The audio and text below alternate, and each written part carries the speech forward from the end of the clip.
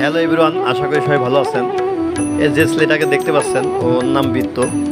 ও এখানে লেবুর শরবত বিক্রি করছিল। আসলে এটা হচ্ছে একটা মেলা। এটা আমাদের পাবনা জেলা আমিনপুর থানা এবং বাগুলপুর গ্রাম অন্তর্গত। এখানে আমাদের রাধা গোবিন্দ ষোলকালীন লীলা সংকীর্তনে এই মেলাটা বসেছিল এবং ও বিভিন্ন ধরনের ওর পেশা। আমি এর আগে ওর একটা ভিডিও দিয়েছিলাম এবং আসলে এই যে একটা বড়ার দোকান, পেঁয়াজের দোকান, এখানে আসলে পেঁয়াজি বিক্রি করতেছিল। মেলায় আসলে বিভিন্ন রকমের খাবার দোকান থাকে এবং মানুষ আসলে শুধু মেলায় কিনতে যায় না, খাওয়ার উদ্দেশ্যেও যায়, ঘোরার উদ্দেশ্যেও যায়।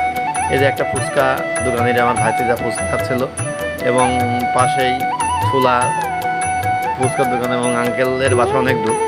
এবং এটা হচ্ছে আমাদের ধর্মীয় কিছু জিনিসপত্র এখানে পাওয়া যায়। আর আপনি এখান থেকে সংগ্রহ করতে পারেন মেলায়।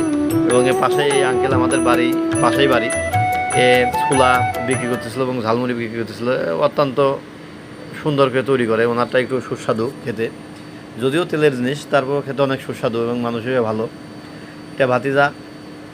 আসলে মেলায় ছোটোবেলায় অনেকেই মেলার জন্য বাবা মার কাছে অনেক আবদার করেছি যাওয়ার জন্য, ছোট ছোট জিনিস নেওয়ার জন্য বা কিছু খাওয়ার জন্য। এখন আমরা বড় হয়ে গেছি, আসলে সেই আবদারটুকু, সেই মনের মধ্যে যে মেলায় ঘুরবো, সেইটা কিন্তু এখন আর নাই ছোটোবেলার মতো। এই যে এক আঙ্কেল, উনি অনেক দূর থেকে এসেছে, উনিও এখানে বিক্রি করতেছে। এক ছোটো ভাই এখানে লেবু শরবতের দোকান দিছে। আসলে মেলা মানে হচ্ছে ছোট ছোট কেনাকাটা, খাওয়া দাওয়া, ঘোরাফেরা, এটাই। ধন্যবাদ সবাইকে। সবাই ভিডিও লাইক করুন, শেয়ার করে পাশে থাকবেন।